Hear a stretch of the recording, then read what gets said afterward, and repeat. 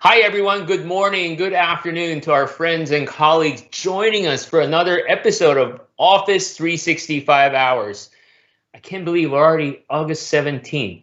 Time kind of went by so fast, but I remember March was like 6 months, right? So with us today, we're so excited. In the next hour, we're going to talk about what are the options to extend Microsoft Teams. But before we jump right into it, let me go ahead and introduce our friends. We have, first and foremost, Stephanie. Stephanie, why don't you say hi to everybody and tell everyone how you're making this world a better place? All right. Well, I'm Stephanie Donahue, and I own a company called Pate Group. We do 365 consulting services. And, when I'm not working in my spare time, I am trying to help people kind of the college age. I do a lot of mentoring. I'm on the phone quite a bit trying to help people. And I'm also kind of taking a sidebar into fitness lately. So I've got a little fitness group together, trying to keep everybody's spirits up and keep everybody motivated these days. Thank you, Stephanie. Martina, why don't you say hello to everyone? Hey, my name is Martina Grom. I'm from Austria in Europe, and March feels like it was yesterday or 2 days ago. So currently, my impression is 6 months ago, I'm talking to a screen and a webcam all the time. But hey, in 4 months, it's Christmas. There you go. And I'm working as a Microsoft 365 expert. I have my own company, which is called At Work, and I do a lot around security currently, governance security, and also sometimes I speak a little bit about change management, adoption, things like that. Awesome. Thank you. Always great to see you, Martina. Mark, what's going on? Hey, Dux. Just, hanging in there, staying in the basement, so keeping people safe by staying in my basement and out of the way. Missing all the weird food we get to eat, so looking forward to getting back out there and trying our next food adventure. Awesome. Now, for our friends who haven't joined us before, we do this every other week, and we have esteemed experts such as our friends here today. And you can join multiple ways. For those that join us directly in Microsoft Teams, thank you. We would love your engagement. So if you have any questions, feel free to pop it in. Regardless if you're in Microsoft Teams or watching this on LinkedIn Live, Twitter, Facebook, or YouTube, we would love to address any questions you may have. We're monitoring all that. So with that, let's go and get started here. So what we'd like to do is kind of set the stage here before we jump into our topic. I'm going to share my screen before I start talking here. Give me 1 second. Yeah, Teams has this new interface. Now sharing is always up top. I keep forgetting that. Okay. All right. So am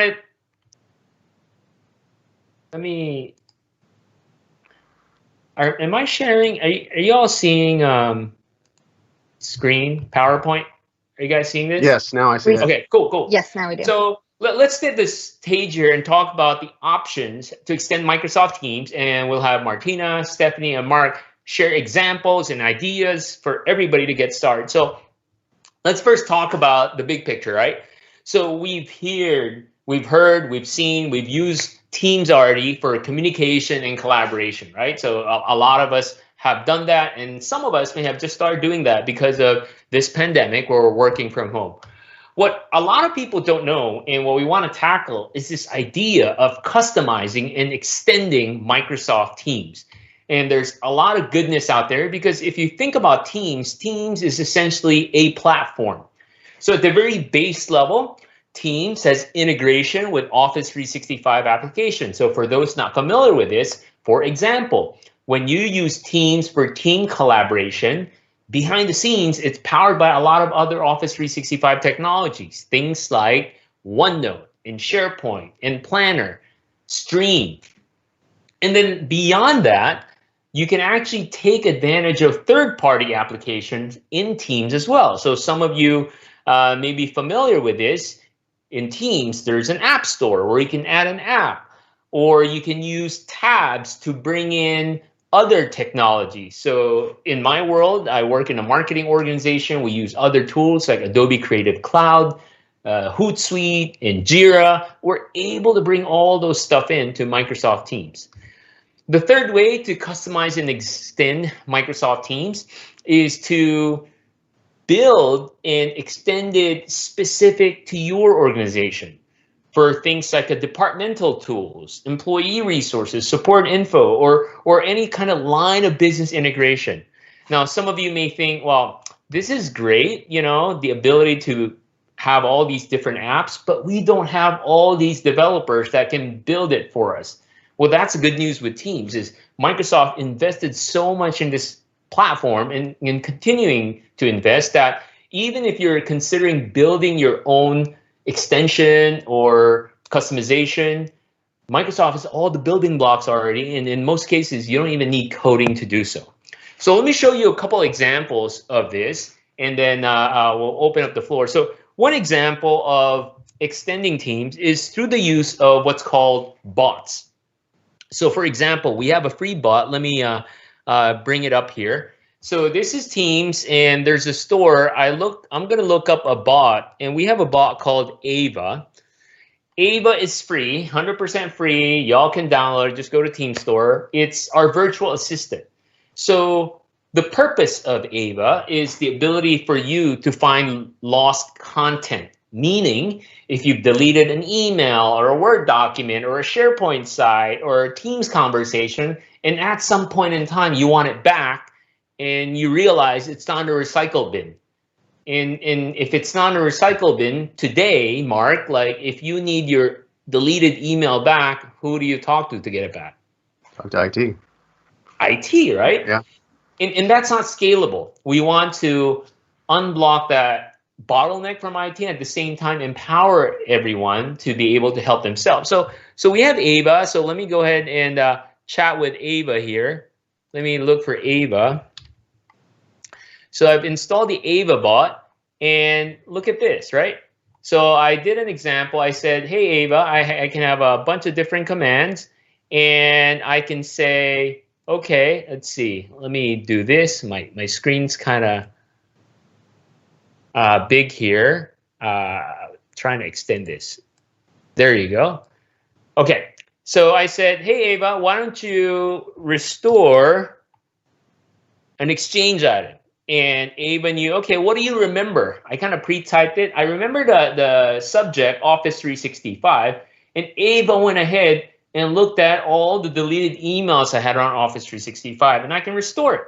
So that's pretty cool. And the idea there now is I can have a self-service capability, I as an end user, without bugging IT.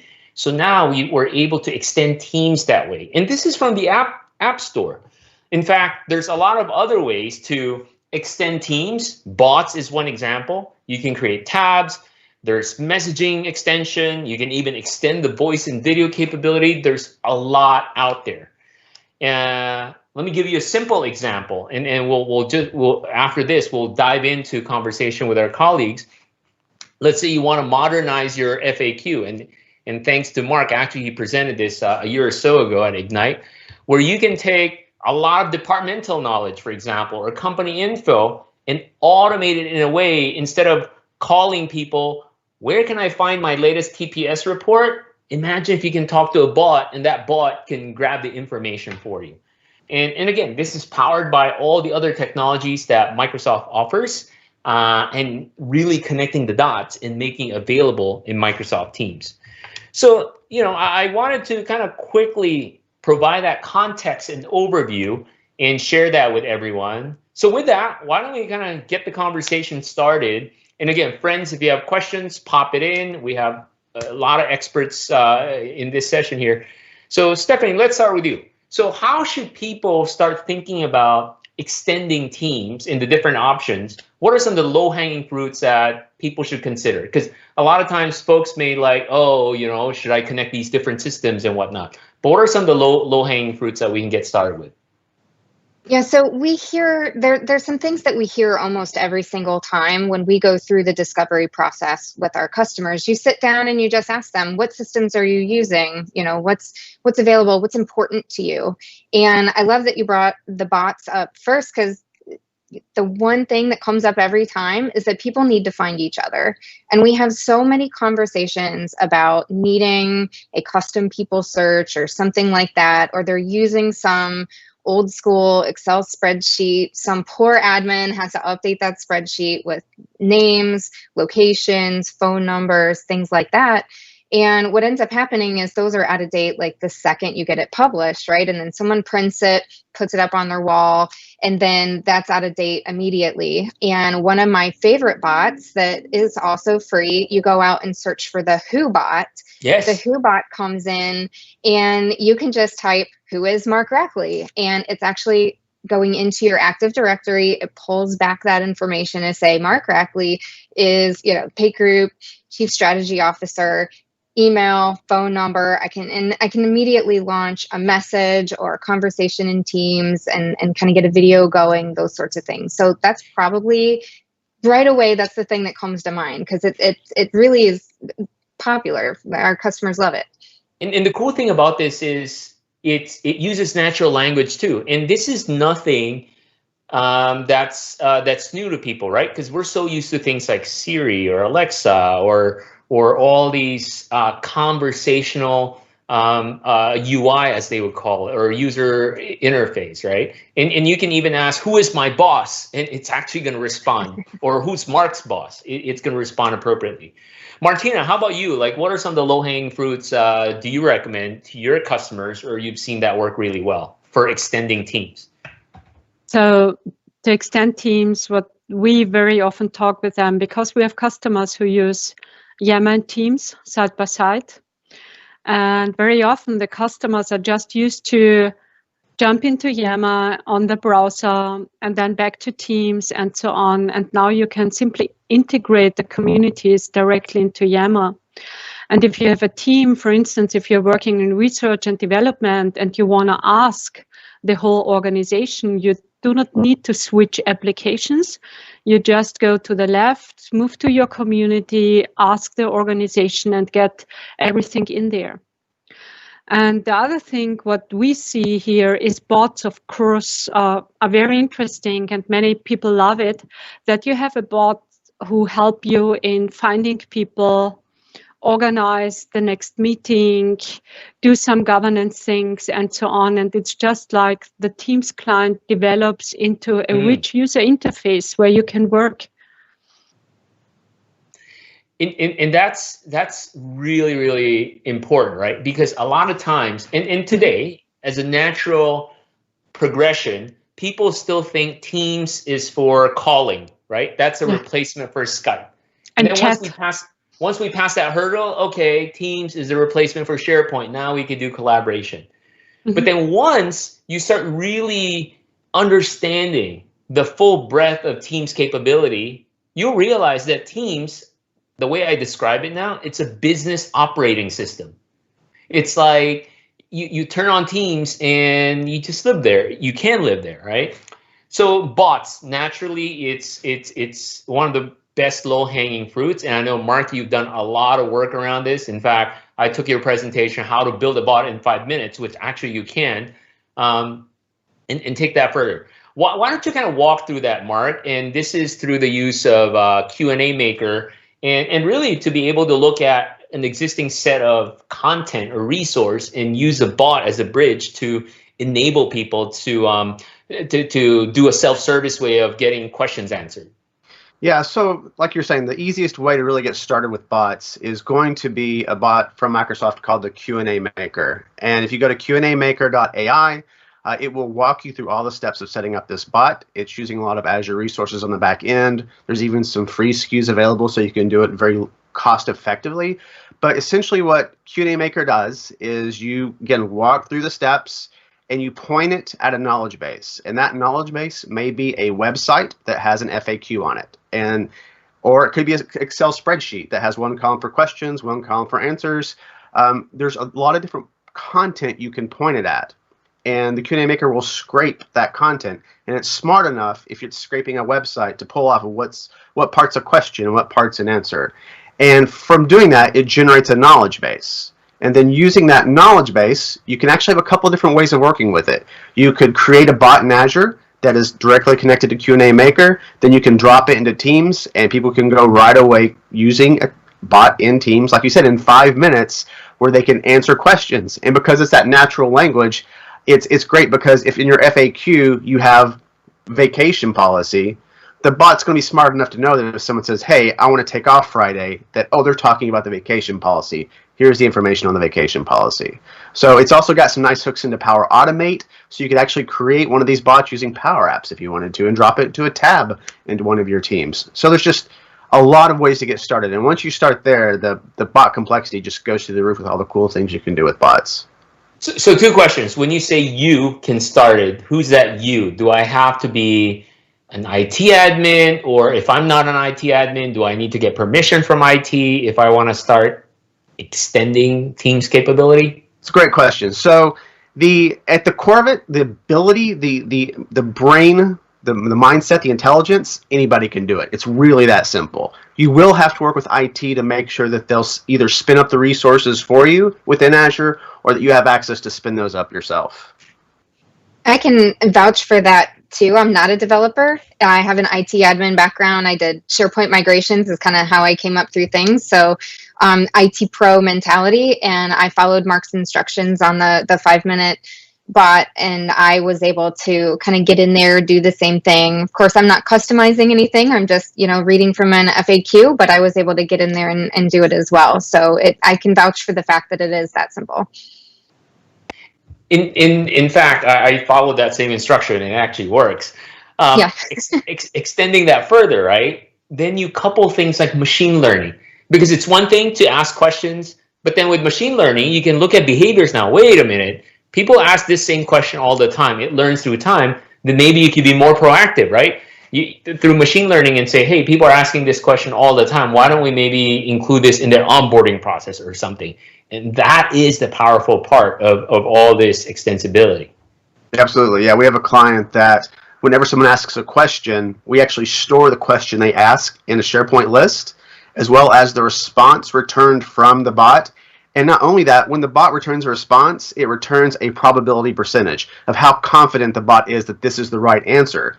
So by looking at this SharePoint list, we can see what was asked, what was answered, and the percent probability that it was correct. So if you're getting some improper responses, you can go back and train that bot manually to make sure it is giving the users the right answers. Martina, what about your customer base? Have they started looking at extending Teams other than just the day-to-day use of calling and chatting and collaboration? And what are some of the most common use cases that either you hear from them they want or you're advising them to do? So what I hear a lot from my customers is that they want to integrate the day-to-day tasks into the Teams client, and also to have kind of, nowadays it's really hard for IT departments to answer all the support cases and do that, and onboarding is also very hard. So a bot can be really helpful. And also when you work, for instance, in healthcare, you could integrate the health bot into Teams as well. And that would help identify people who have issues, who are not sure, should they get a COVID test or anything else. And you can just do that directly out of the Teams client.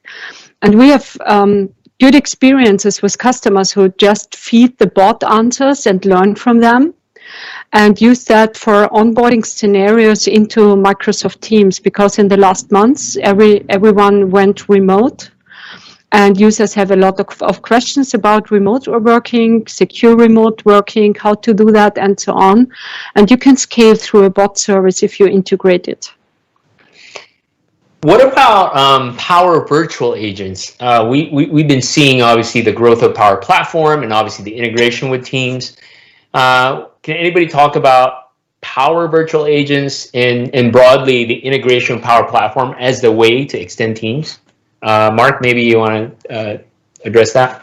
So Power Virtual Agents, I haven't worked with them a ton yet. I've played with them, and these are some really powerful virtual agents for working with specific business segments in your organization that are these pre-built bots that are specially set up to handle certain business processes.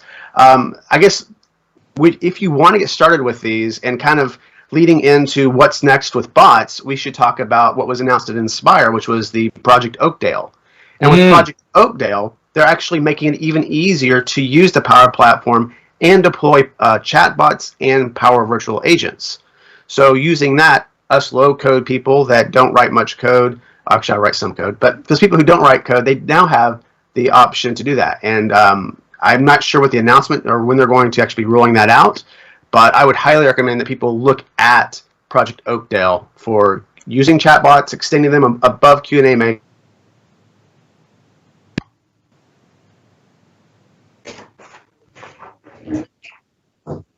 Yeah, we lost Mark's audio. Yeah, I thought it was me, but okay. So Project Oakdale, check it out. And maybe Martina, can you talk about extending teams with Power Platform? What are some examples folks can use Power Platform for in Teams? Because off the bat, right? I'm thinking Power Apps, for example. You can have all these different apps built in, and then make it surface in Teams, or take advantage of Power Automate to create workflows, etc. So if you go, for instance, if you want to build your own governance model in Teams, so like you want to have approval workflow for creating new teams or a guest inviter process and so on, you can simply integrate that through the Power Automate platform and use a flow in behind, so that you said, I want to invite Dux into my tenant as a guest, and he said, give me his email address, do you want to send him an invitation, and so on, and then it goes to a list, and you can extend that through flow that my manager needs to approve that. And then you have a really nice integration in there. Or for instance, another example, what you can do is you can do simple management tasks that you said, give me all teams I have in my tenant and give me those kind of administration features back there. And this is all a combination of flow, a Power App, and a Power Automate workflow, or anything else. So you can go really deep without a deep developer knowledge if you don't have that. So friends watching, right? Just a quick poll. If you don't mind, drop it in the chat, any of the social platform.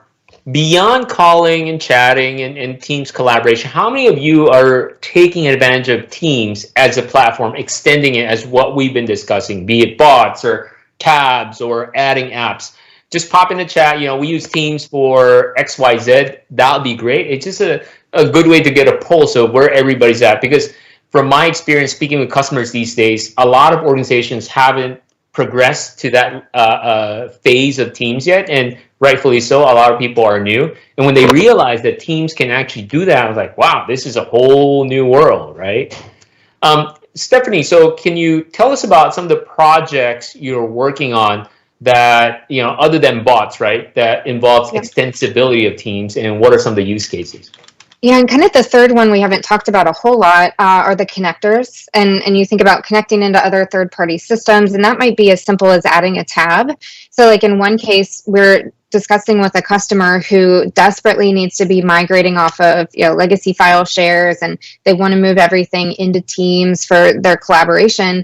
And part of the problem is that they've kind of started collaborating on smart sheets with some of their customers.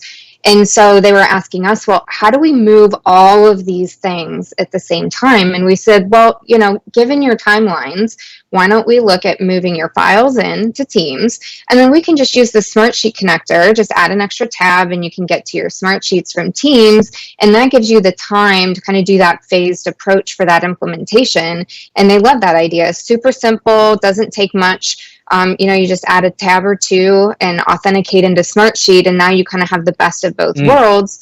And do you want to migrate that into 365 long term? Absolutely, right? Hopefully they've either used Forms or Power Apps or Excel Online, even maybe that simple, to bring it all in. But sometimes the timing is rough, and we're trying to do a lot at once, and that gives us a little bit of extra leeway to kind of take our time and really have everything in one place still.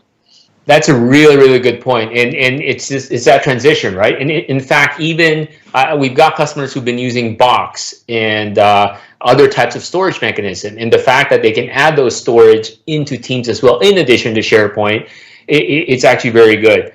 So Mark, can you talk more about this concept of tabs, right? Because a lot of times people think, at least early on, tabs was just kind of like an iframe, where you tab and stuff just shows up.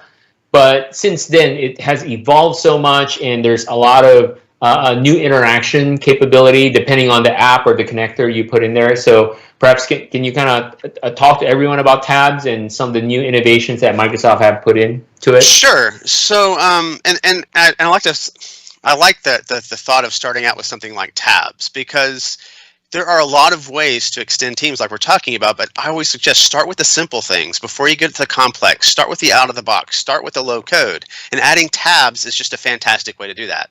So whether it's just a link to a website or it's something like a connector to Smartsheets, you can also, once you start developing, use the SharePoint framework. And using the SharePoint framework, you can create web parts, and you can start to create business applications that maybe before you dropped as a web part onto a SharePoint page. Well, you can also drop those into tabs into Teams. So you can start to now create applications that integrate with other business systems, with other SharePoint lists. You start to create dashboards, and you can really start to create a very cohesive, complex business experience. And your developers are happy because they're writing some code. What about you, Martina? Any examples? I'm going to pull up an example after you share some so people will see it. Any example around tabs and how it works with all the other Microsoft technologies as well? So what I like when you set up Teams is that you create kind of an organizational template, so where you have everything prepared already for new teams. So one of the recommendations is I always give is remove the wiki tab, because I simply think OneNote is the better use case, let's say it that way. And also some customers want to integrate Planner right away, and to have that in a template already designed, it's really useful for people who are new to Teams and create new teams. All right, so really good. So I want to, when Mark was explaining that, I want to show that, because this is, again, a quick win, right? So let me share my desktop.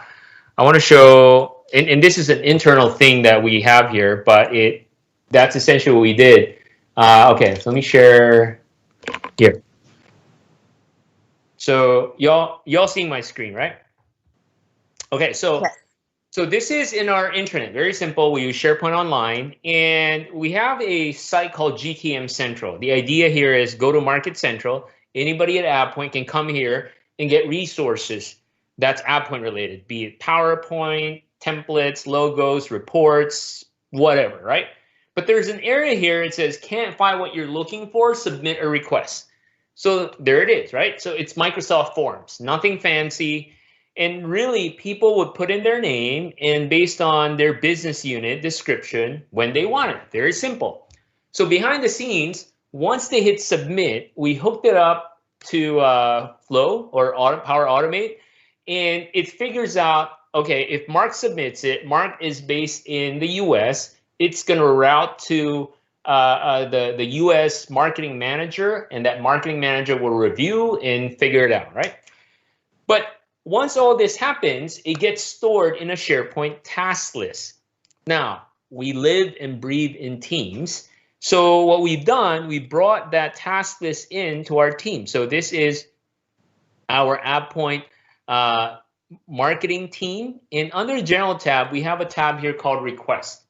So the request, if you look at this, it's a tab, but it's not just an iframe.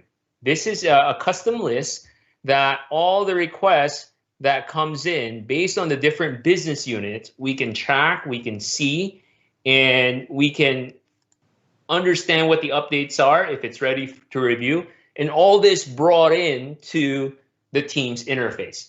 So I just wanted to share and show everybody that there's a lot of these low-hanging fruits talking about business automation, improving business processes. All the pieces are here. And the beauty of this is we don't have to go to a separate SharePoint site. It shows up in Teams where we work there day in, day out. And obviously, if a task gets assigned, people get notified, all that good stuff. And from my perspective, I have a overall view of all the work that's being done and what the status is.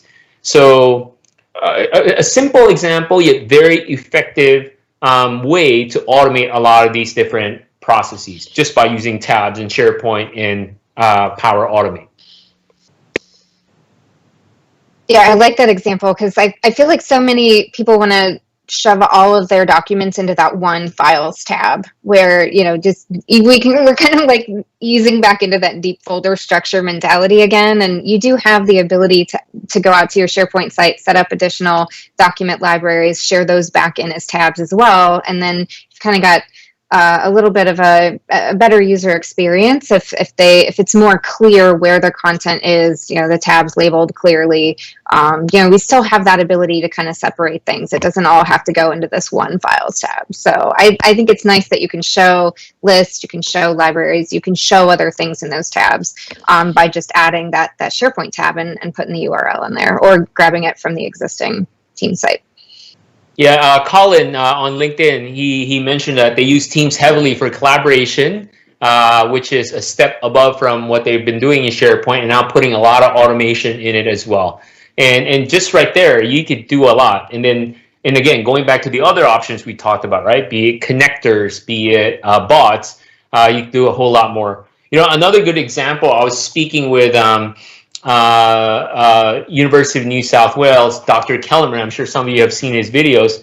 He was talking about how they've integrated bots as a listening agent. So, typically the way we use bots is, you ask bot a question, the bot does something for us.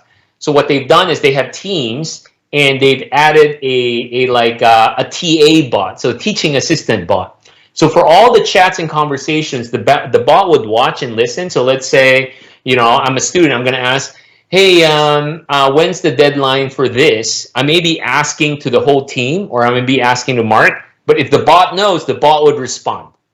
And the bot would be looking across different classes, I guess, in the university, so they can get different answers and learn through time.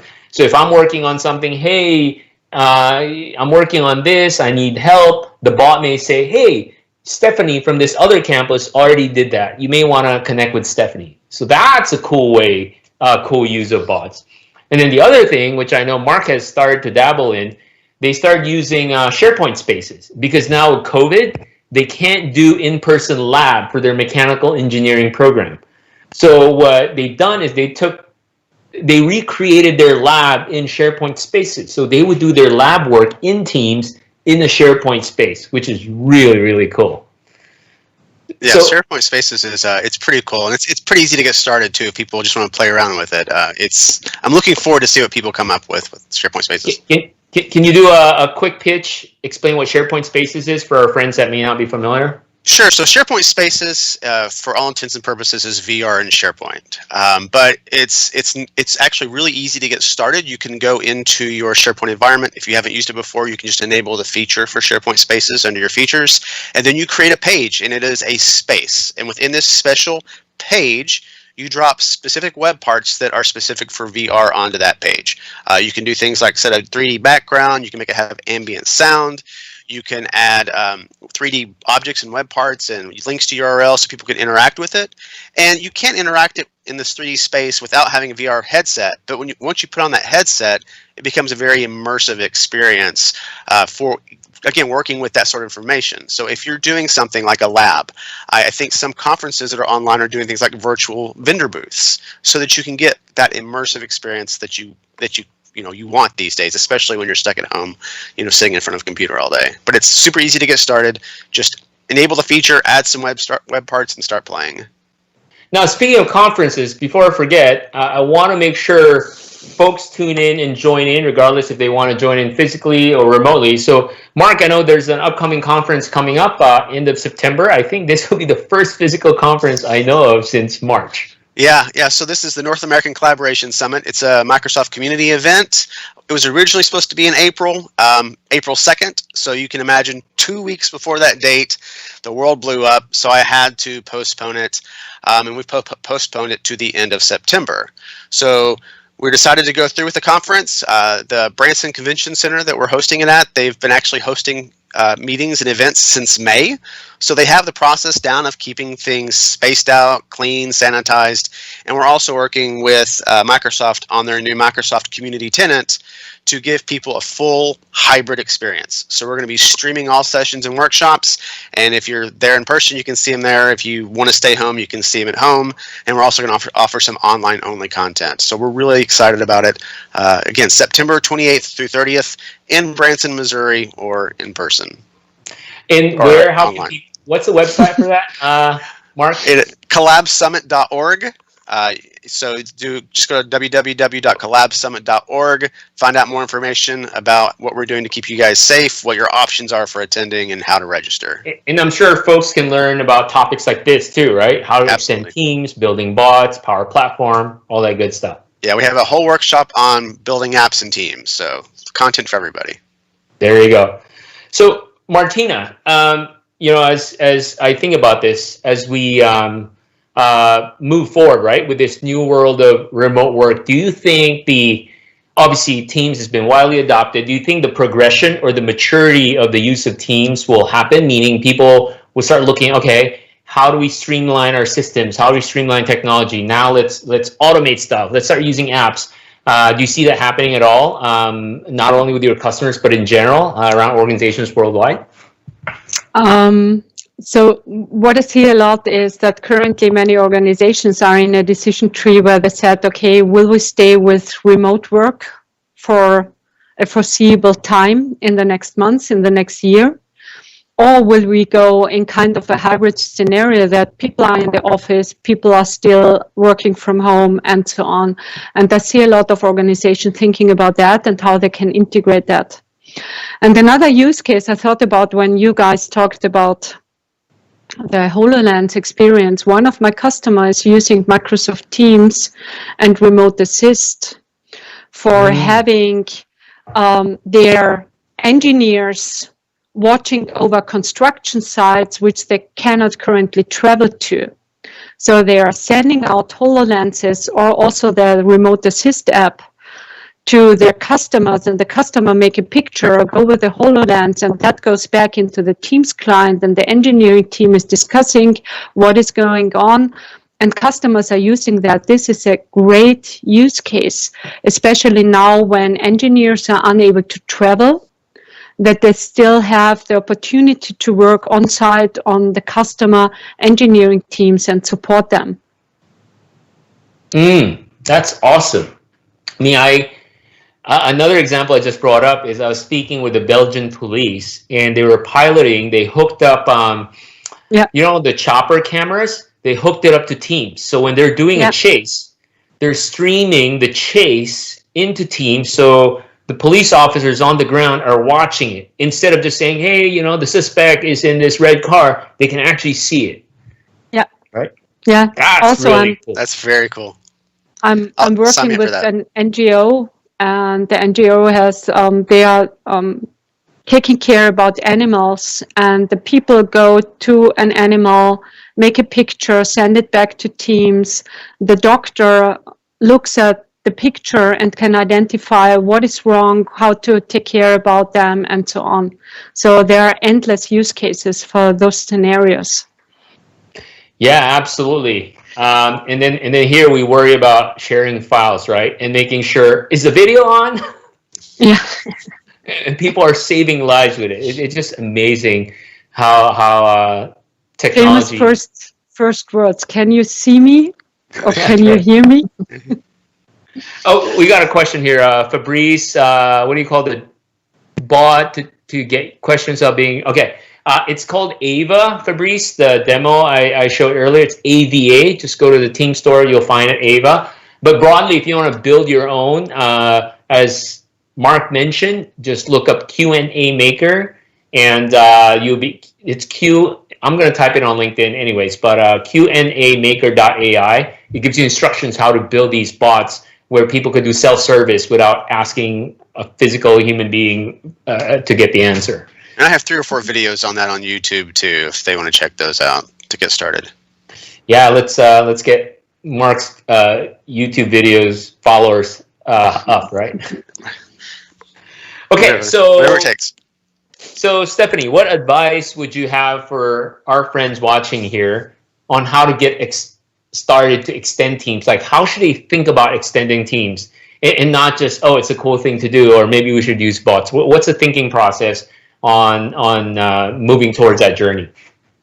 Yeah, I think it's important to talk to the business first and figure out your use case and really where you're going to make the most impact and add value. The last thing we want to do is just roll more tech for the sake of doing something cool. We want it to be useful. We want it to be something that really helps the user solve a pain point. And that's really when you're having those conversations, look for, the things that impact them most every day. What are their biggest pains?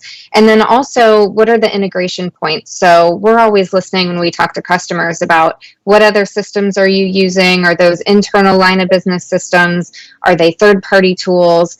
And definitely go looking for the things that already exist. Don't recreate the wheel, because there's a lot of great apps out there, things like Adobe Sign integration for electronic signature. Poly is a great, simple little app that does polls. Just go out and look for what's there, be familiar with what's available that you can easily integrate. And then if you can't find anything, make sure you understand the business use case so that if you do spend the time to create this, that it'll be worth your time and it'll be something that the users will actually take advantage of. There you go. What about you, Mark? What advice do you have for folks to get started, especially if they want to work with a business, as Stephanie mentioned, right? What are some of the basic knowledge, while a lot of people aren't developers, so what are some of the basic knowledge they should have, they should look at, they should learn to understand the extensibility of Teams?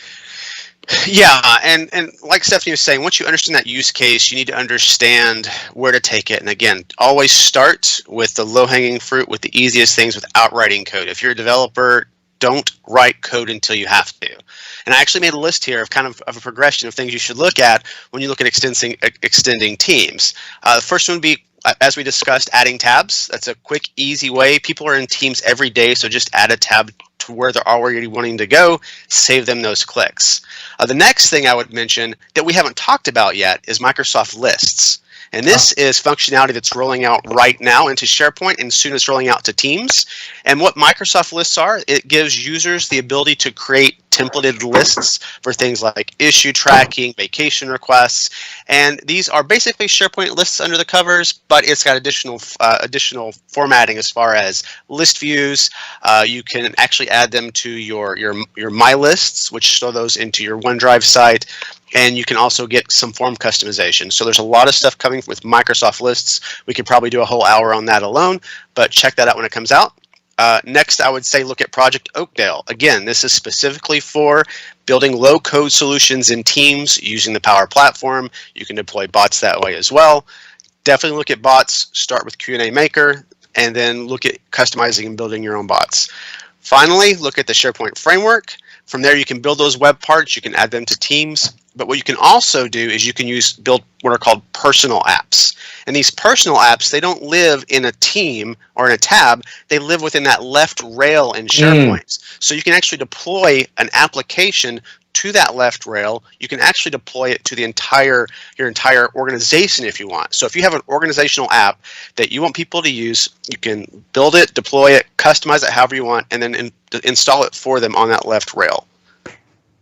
We actually have an example of one we did there if you want to hear about it, but otherwise I'll let you keep talking. I'll shut up. No, you brought up a good point about lists. I totally forgot about lists because it's kind of new, but not. We're actually hosting a webinar. I'm co-hosting a webinar with Mark Cashman in, I think, next week, 27th.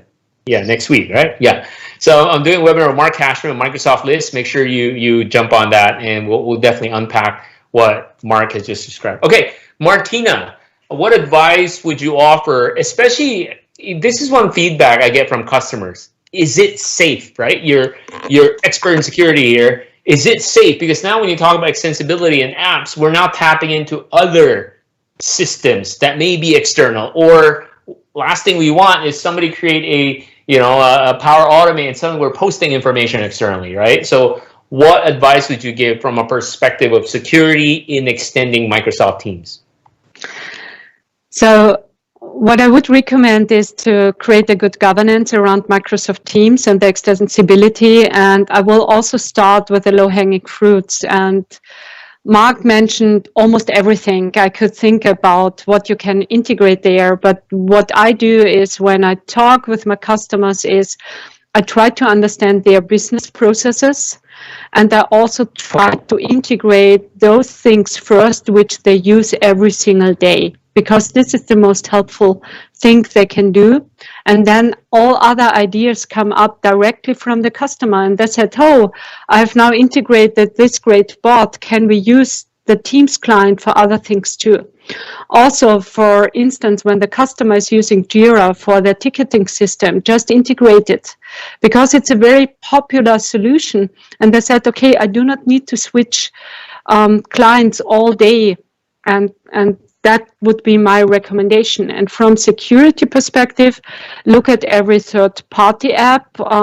If I would give you an advice, look at the CASB list of applications that you can get an evaluation. Is that secure? Where does it come from? And so on. As you know, I'm in Europe. We are very concerned about privacy.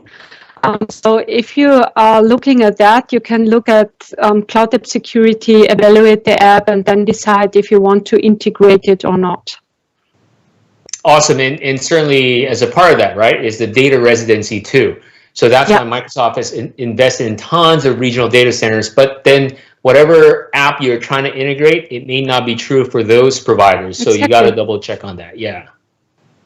Well, great. Well, gang, this has been an awesome, awesome conversation. We are grateful for your time and your expertise. And for our friends watching, thank you again for joining us in this episode of Office 365 Hours. The conversation doesn't stop here. Feel free to pop in your questions, connect with all these wonderful people that's joining us today, and I'm sure they'll be more than happy to answer and address any questions you may have.